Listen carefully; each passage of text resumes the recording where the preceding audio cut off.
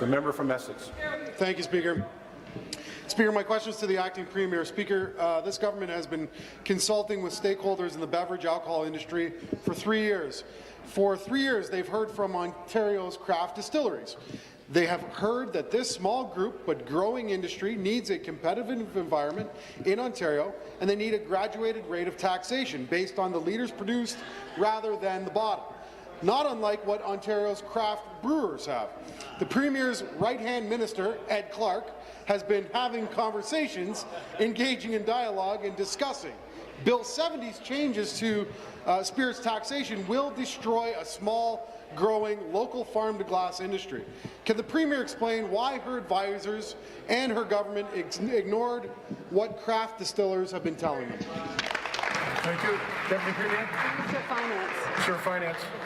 Thank you, Mr. Speaker. I appreciate the question. Recognizing, of course, how important the distillers are, as well as our wine industry and our cider industry, our beer industry, all of which are providing jobs and creating more opportunities for the province of Ontario.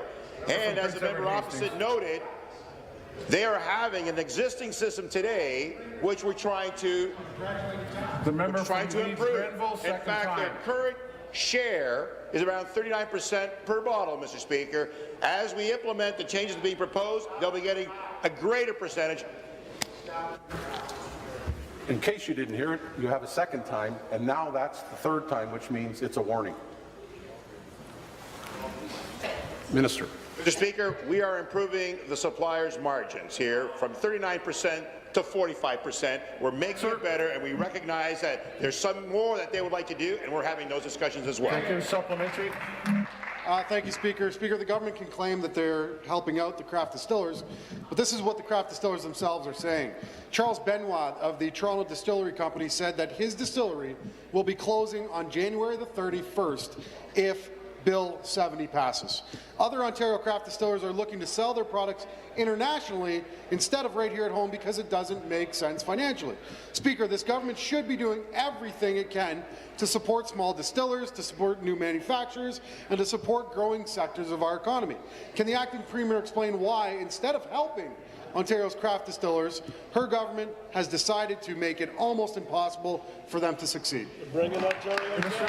Mr. Speaker, the industry has grown 10 times since 2011 as a result of the measures that we put forward. The distillers were well aware of what the costs were involved when they commenced. We are now improving their margins to make it more effective for them. We're having ongoing discussions. We're providing promotional distribution, Mr. Speaker, enabling them to have access throughout all of the stores going forward. We're providing 1,250 litres of spirits as promotional distribution, and we're expanding their sales opportunities. We are working with the distillers.